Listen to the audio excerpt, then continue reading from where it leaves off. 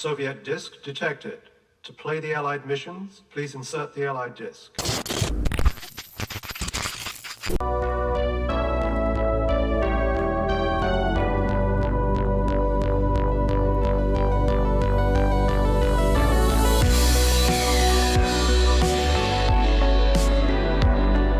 Hello everyone, I'm a Broken Robot. When we think of trailblazing adult animation, what comes to mind? Most average Joes would think of The Simpsons or Daria for being shows that helped spawn the entire medium as an entertainment style. Others would remark that shows like King of the Hill or Clone High helped cement adult animation as a legitimate outlet for telling heartfelt stories that could exist outside the realm of being strictly a kid's show or a raunchy adult sitcom. Even some of the younger members in the audience will claim that modern takes on adult animation like Rick and Morty or Love, Death, and Robots all exist outside traditional storytelling and have transcended what it means to be a cartoon. While shows like South Park and The Simpsons stand out among the crowd, one being a trailblazer and the other continuing to push the limits of adult animation, many are quick to discount Family Guy due to its oversaturation in recent years. In fact, Family Guy has become so popular off clip sharing on YouTube and Instagram that some fans have gone years without sitting in front of a traditional television and still see the show in one form or another daily. Whether it's memes, references among fans, or Family Guy inspiring its own wave of copycats, much like The Simpsons before, you can't go far without seeing the impact Family Guy had on adult animation and comedy as a whole. This leads me to the main point of this video. Despite Family Guy being such a titan of pop culture today, many fans, old and new, often forget that Family Guy was cancelled not once, but technically twice. Before I can explain the strange case of Family Guy's failed cancellation by the Fox network, let's go back to the beginning. Seth MacFarlane, the creator and leading voice actor for Family Guy, had spent most of his early career bouncing around big media. He got his big break as a writer for Hanna-Barbera, and even got a chance to do some animation touch-ups, which is where he adopted his proto-digital art style of cartoons. He was able to work directly on shows like Johnny Bravo and Cow and Chicken later in his career, which helped him make connections within the animation industry. After the meteoric success of their latest adult animated show, 1997's King of the Hill, Fox executives were eager to continue the wave of cartoon families. Seth MacFarlane had recently produced Life of Larry, a comedy starring himself that was originally planned to be a commercial bumper set for the cancelled Mad TV show. After further analysis of his history within comedy and animation, in 1998 Fox executives gave Seth $5,000 to produce a pilot of his own. Seth had been hoping to create his own standalone animated show since as early as 1986, with many of his early drafts for children's Saturday morning cartoons directly inspiring many of the characters that would be in Family Guy, such as Peter and Brian the dog. Yo, dude, you know they killed the dog on Family Guy. The dog, Brian? Yeah, Brian. Man, stop playing, for real. I'm playing, man. Brian's dead? Yeah. Many Fox executives were convinced that the crude animation style, wacky fourth wall-breaking humor, and the use of the American family as a central theme would be a surefire success to replicate the ratings of other Fox network animated shows. On January 31st, 1999, following the American Super Bowl, Family Guy debuted to an audience of millions of Americans.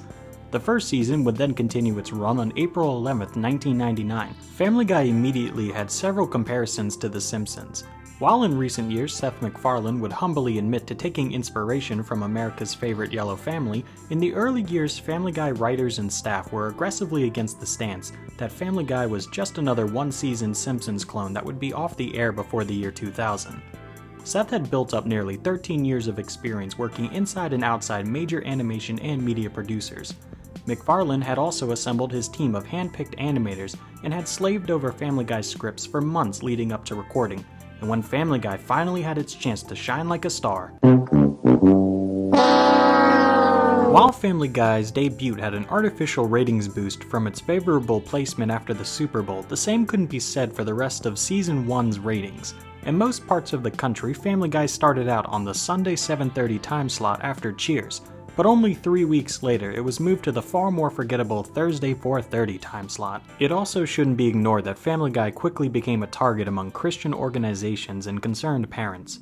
Much like Bart Simpson before him, Stewie Griffin would be very popular in these early seasons and even after Family Guy's revival, but most boomer audiences couldn't get over the fact that a walking, talking baby wanted to kill his own mother. Family Guy's crude and lowbrow humor appealed mostly to Gen Xers and millennials, making an earlier time slot when most young people weren't in front of TVs a fatal blow for the series' ratings.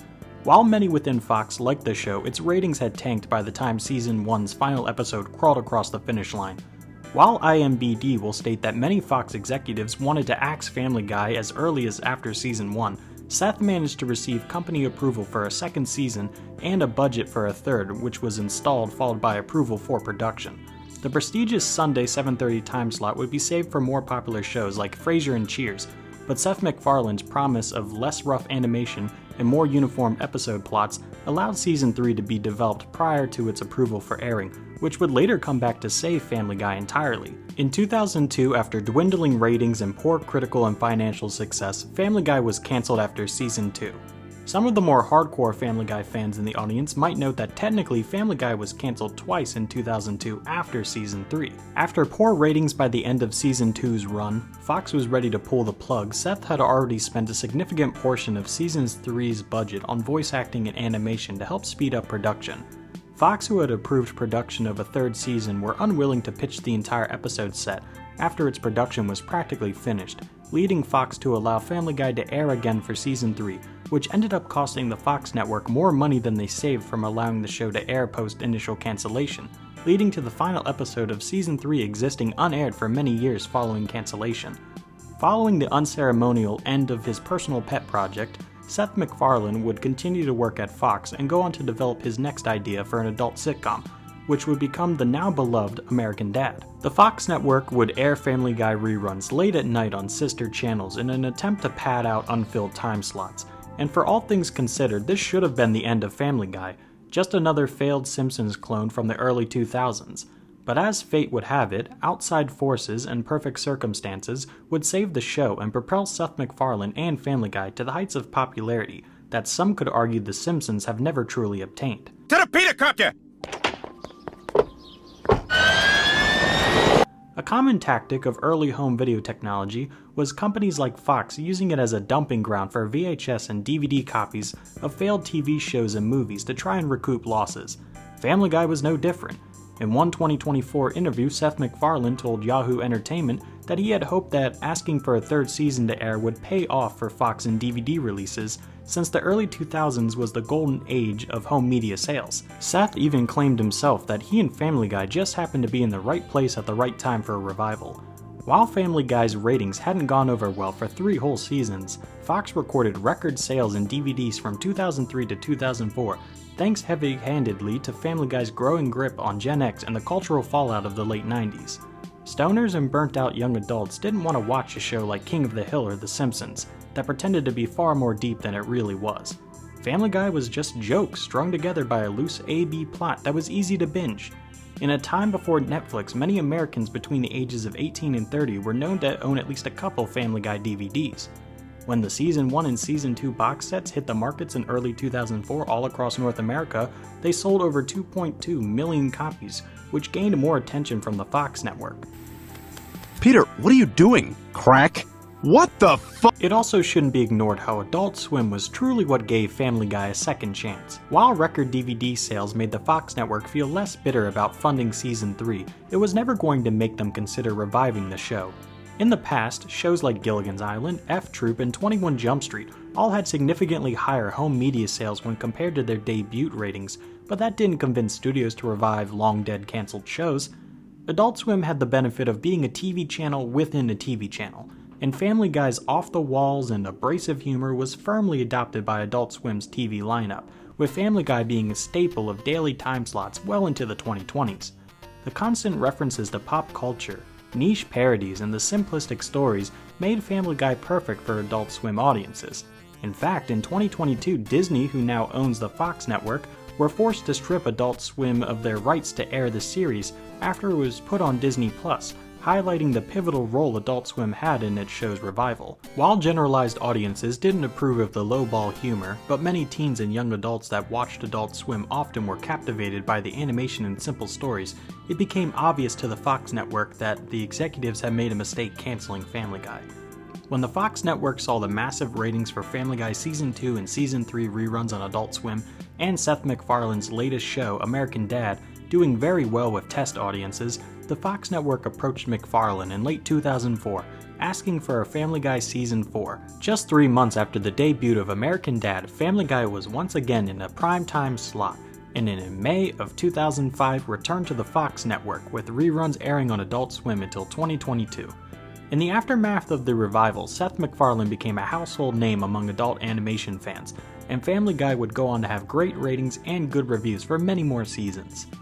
While in the past few years, Family Guy's millennial humor and constant references to current events have begun to take a toll on the show's integrity, never before had any prime-time sitcom survived being not only pushed to a less favorable time slot, but also being outright cancelled. The simple fact that Family Guy today is more successful than roughly 60% of other network cable shows when factoring ratings, reviews, and how much production costs should be a prop given to the showrunner and lead Seth MacFarlane, who has allowed the show to change over the years in order to adapt to a changing audience and viewing habits. And that is the story of how Family Guy not only survived its own cancellation, but ended up becoming one of Fox's most popular shows. While the last few seasons of Family Guy haven't been anything to write home about, I'm glad Family Guy got a second chance and was able to shine in seasons 4 through 9 after its cancellation, which many consider to be the golden age of Family Guy. Feel free to comment your thoughts down below. Do you think that Family Guy overstayed its welcome or deserved its revival? And with that being said, if you enjoyed the video or learned something new, feel free to hit that like button. If you like the video, not only does it let me know that you guys want more content, but it helps me out personally in the YouTube algorithm, so hey, thanks a bunch. There's always something for everyone here at the Broken Robot Show, so feel free to subscribe for more video essays, commentaries, and reviews on whatever topic of the week has piqued my interest. I hope you all have a great day, go watch some Family Guy funny moments, and stay cool.